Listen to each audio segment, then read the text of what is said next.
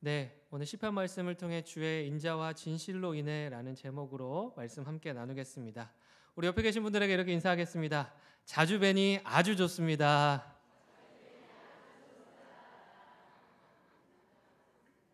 네, 아주 좋다고 하시면서 웃지 않으시면 아주 좋은 게 아니죠. 우리 한 번 더 옆에 분들과 인사하시면서 이렇게 인사하겠습니다. 사랑합니다. 축복합니다.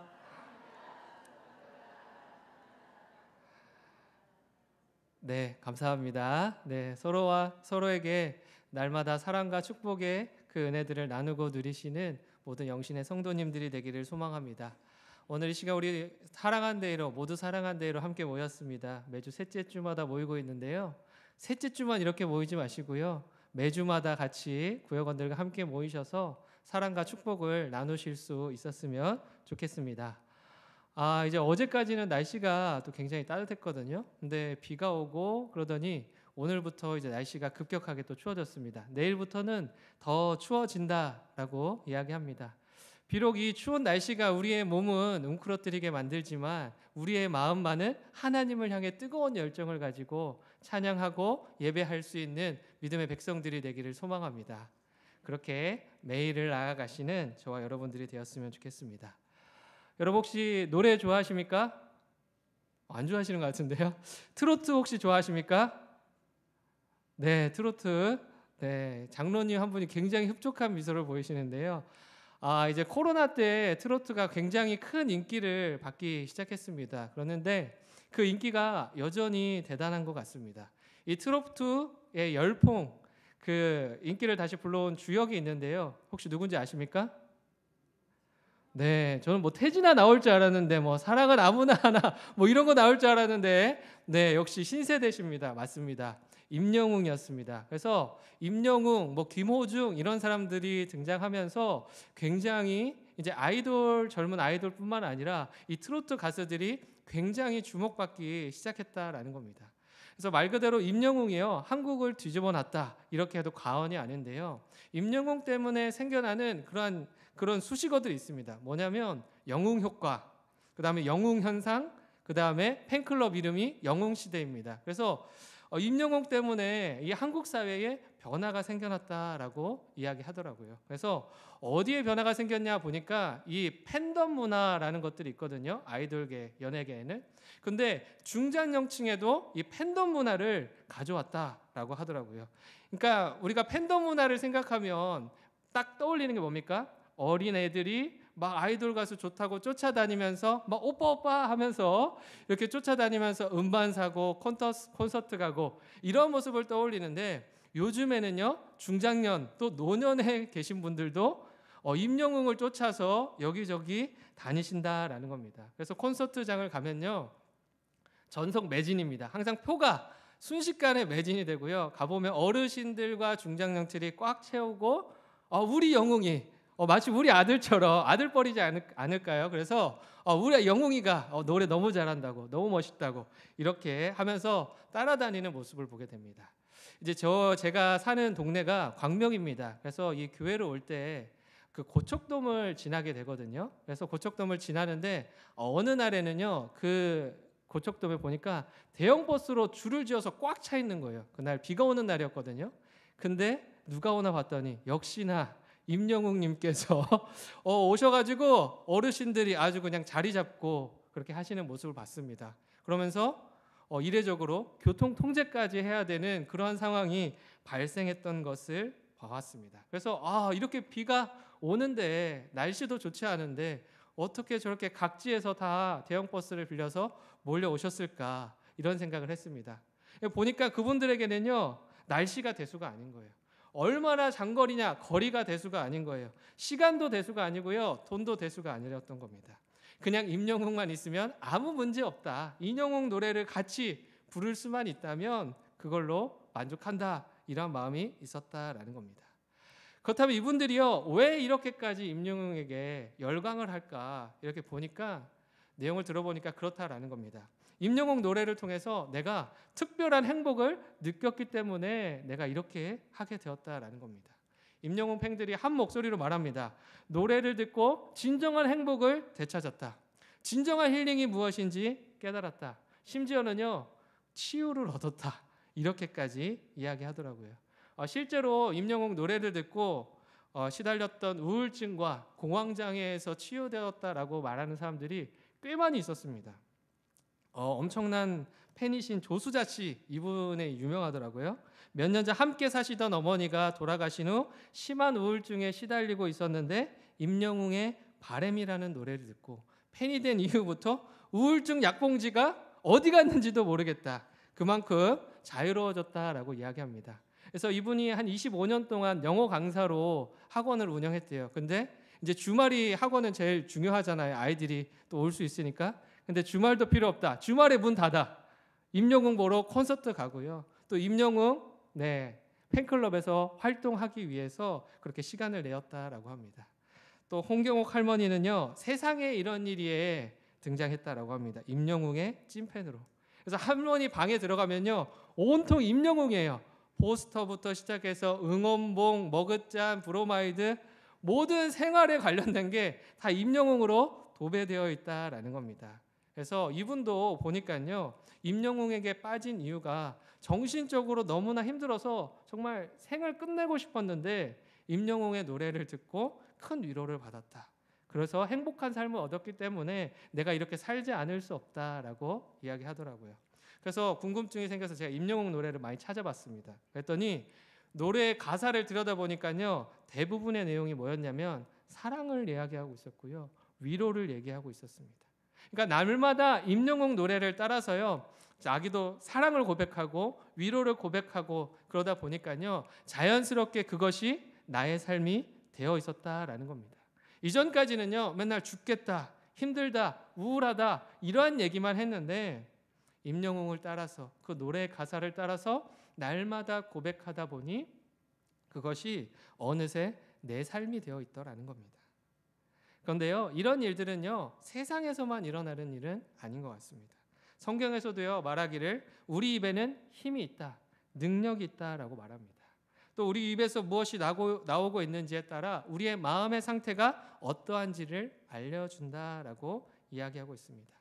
그래서 한 찬양 사역자는요, 오랫동안 찬양 관련된 일을 하면서 한 가지 사실을 발견했다고 합니다.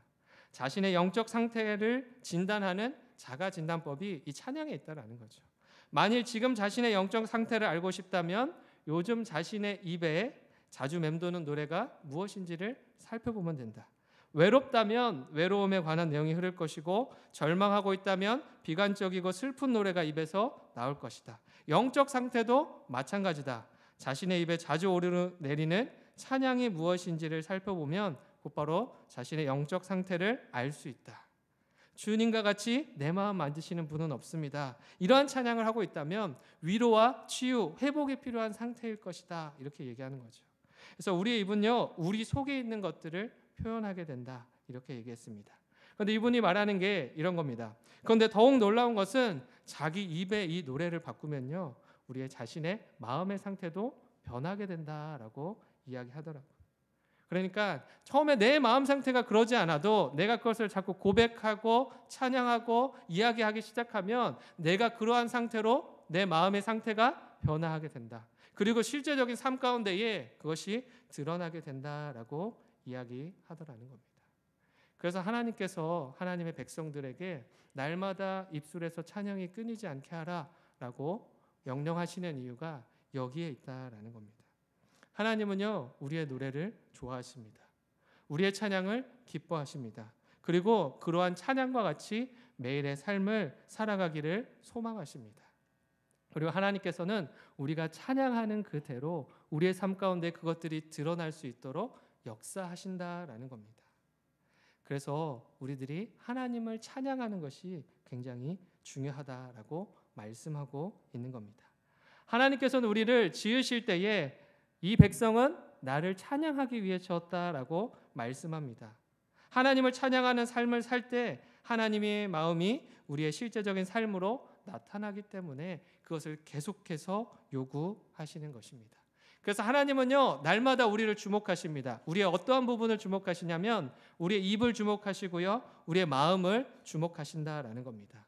그래서 우리의 입과 마음을 통해서 어떤 노래가 흘러나오고 있는지, 어떠한 고백이 흘러나오고 있는지 관심을 가지시고 그것을 날마다 유심히 들으신다라는 겁니다.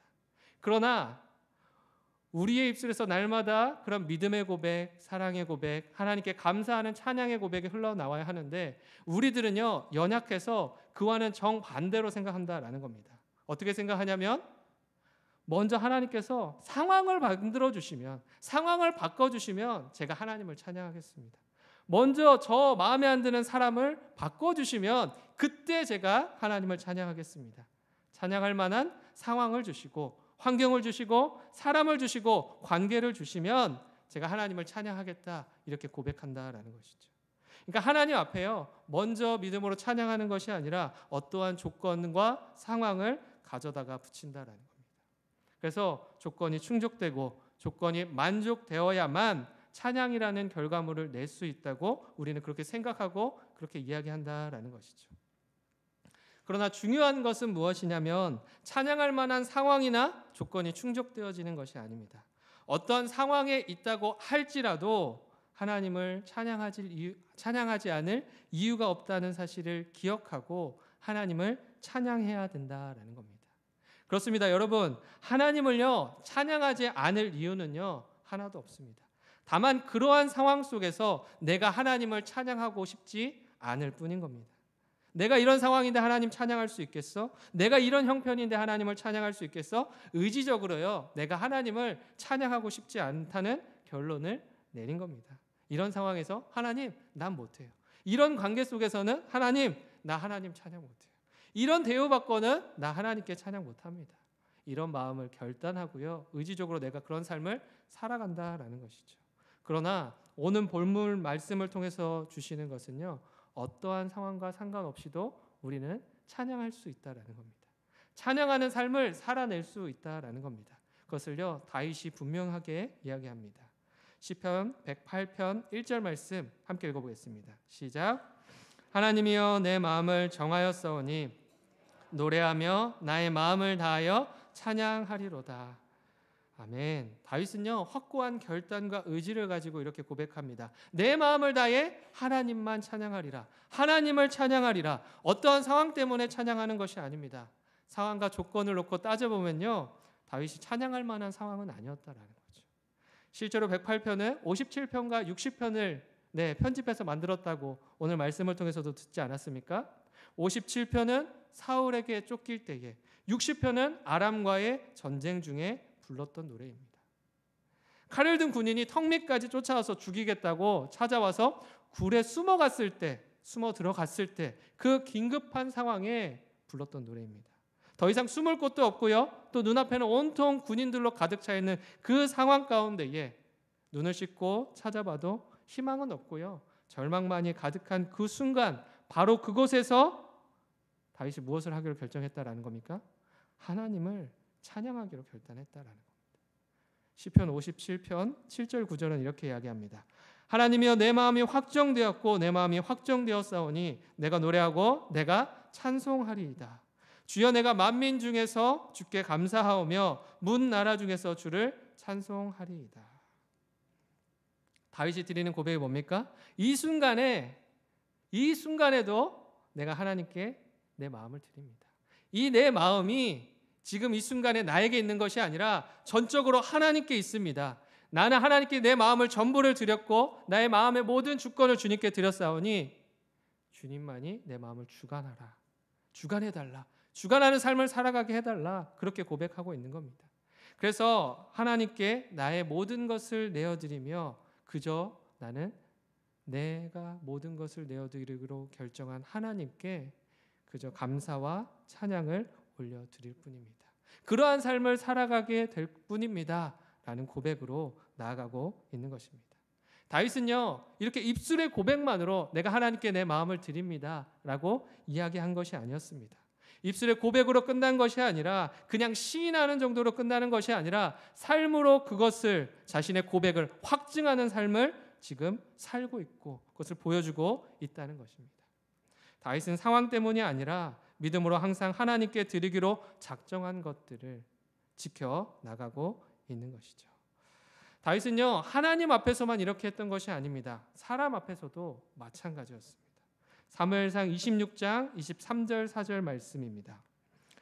여호와께서 사람에게 그의 공의와 신실을 따라 갚으시리니 이는 여호와께서 오늘 왕을 내 손에 넘기셨으되 나는 손을 들어 여호와의 기름 부음을 받은 자 치기를 원하지 아니하였음이니이다. 오늘 왕의 생명을 내가 중히 여긴 것 같이 내 생명을 여호와께서 중히 여기셔서 모든 환난에서 나를 구하여 내시기를 바라나이다 하니라. 그냥 상황만 모면하려고 했다면, 상황만 따졌다면요, 눈앞에 보이는 사울의 목을 따는 것이 가장 최선이었습니다. 가장 빠른 지름길이었겠죠. 그러나 상황을 따지지 않고 다윗은 하나님의 마음이 무엇인지를 더 중요하게 여겼다라는 겁니다. 자신이 내어드렸던, 하나님께 내어드리기로 고백했던 그 마음에 대해서 자신이 주관하려고 하는 것이 아니라 하나님의 마음이 무엇인지를 정확히 분별하고 그 하나님의 마음을 따라서 자신의 고백이 입술의 고백으로 끝나지 않고 삶의 고백으로 이어지도록 하고 있다라는 겁니다. 다윗은요, 자신이 선택하고 내어드린 그 결정을 계속해서 하나님께서 이끌어 가시도록 주관해 달라고 그렇게 기도하며 매일의 삶을 살아갔던 것입니다. 다윗은요, 자신이 하나님을 찬양하며 고백한 것이 삶과 동일했던 사람이었습니다. 그래서 3절에서도요, 이렇게 고백합니다. 여호와여, 내가 만민 중에서 주께 감사하고 문나라 중에서 주를 찬양하오리니. 다윗은요, 분명하게 고백합니다. 만민 중에서 주께 감사하며 찬양하겠다. 만민 중에는요, 내가 원하고 좋아하는 사람만 있는 것은 아닐 겁니다. 내가 원하지 않는 사람, 내가 싫어하는 사람, 나에게 어려움을 주는 사람, 사울과 같은 사람이 있을 때도 그와 같은 고백으로, 그와 같은 찬양으로, 그와 같은 감사의 삶으로 하나님께 나아가겠다. 그렇게 결단하고 있는 것입니다. 다윗은요, 모든 순간에 모든 사람 앞에서 그렇게 날마다 하나님을 찬양할 것이라 선포합니다. 하나님께 내어드리기로 결단한 나의 이 마음이, 나의 이 삶이, 나의 선택과 모든 주권이 하나님께 있음을, 그 하나님의 손에 있음을 기억하며 찬양함으로 주님을 따르는 삶을 살아가고 있는 것입니다. 다른 이유 때문이 아닙니다. 하나님께 나의 모든 것이 있기에 상황을 넘어 찬양할 수 있었습니다. 또한 상황을 넘어 감사할 수 있었던 것이죠. 정말 놀라운 것은요, 이렇게 하나님께 내 모든 것이 있음을 넘겨드리면서 먼저 감사를 고백하고 먼저 찬양을 올려드리니 하나님께서 그의 삶 가운데 어떻게 행하셨습니까? 다윗의 상황을요, 바꿔주셨습니다. 다윗이 바꾸려고 노력한 것이 아니라 그저 하나님께 감사와 찬양과 신실한 믿음의 고백을 드리니까요, 그 상황을 누가 변화시켜 주신 거예요? 하나님이 변화시켜 주셨다라는 겁니다. 그래서 사울의 손에서 건지셨고요, 전쟁 가운데 승리하게 하셨습니다. 목숨을 건질 뿐만 아니라요, 더 크고 놀라운 하나님의 계획을 누리게 되었고요, 더 크고 놀라운 하나님의 영광을 목격하는, 그 가운데서 목격하며 살아가는 주인공이 되었다라는 겁니다. 이 모든 것의 시작은요, 하나님의 인자와 진실하심에 대한 신뢰가 있었기 때문에 이와 같은 고백을 드릴 수 있었습니다. 시편 57편 3절에서는요, 다윗이 어떠한 마음으로 이 시간을 보냈는지 이렇게 고백합니다. 그가 하늘에서 보내사 나를 삼키려는 자의 비방에서 나를 구원하실지라.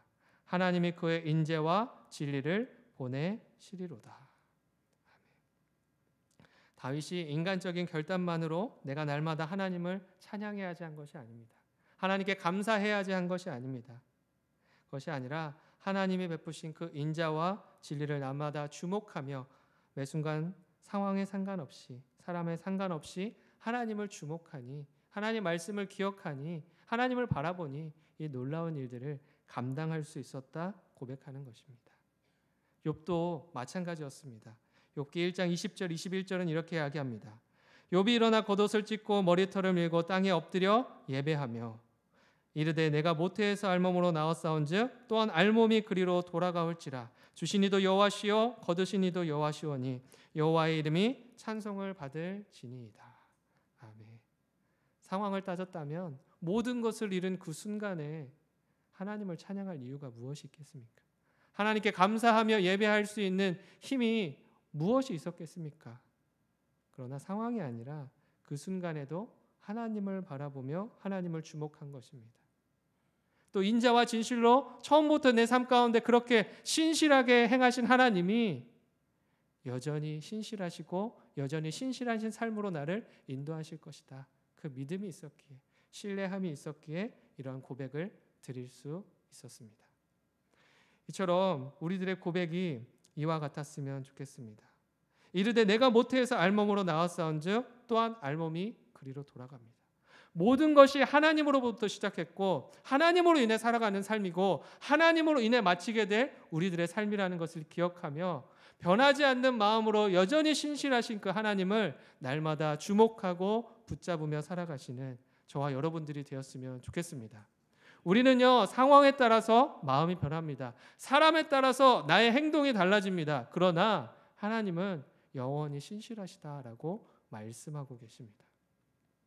우리를 영원히 신실하신 그 하나님의 품으로 초대하시고 하나님의 길로 인도하시는 그 발걸음을 따라 다윗과 같이 믿음의 고백으로 날마다 하나님께 감사하고 찬양할 수 있는, 상황 때문이 아니라 하나님을 바라봄으로 하나님으로 인하여서 찬양하고 감사할 수 있는 그 귀한 삶을 날마다 도전하실 수 있는 영신의 모든 성도님들이 되기를 간절히 소망합니다. 지금 함께 기도하겠습니다. 우리의 모든 찬양받기에 합당하신 하나님 아버지 감사합니다. 하나님의 백성된 우리가 당연히 해야 할 일이 하나님을 찬양하는 일이지만 지금까지 우리는 상황에 따라서 또 나의 마음에 따라서 생각에 따라서 그렇게 찬양하기를 결정했습니다. 그러나 다윗과 같이 매 순간 상황을 주시지 않아도 먼저 하나님의 인자하심과 진실하심을 주목하며 날마다 찬양하는 삶을, 감사하는 삶을 살아갈 수 있는 우리 모두가 되게 하여 주시옵소서. 그래서 한순간도 우리의 입술과 마음에서 하나님을 향한 찬양과 영광의 고백이 끊이지 않을 수 있도록 주님 우리의 삶을 인도하여 주시옵소서. 이 모든 말씀 살아계신 예수님의 이름으로 기도드립니다. 아멘.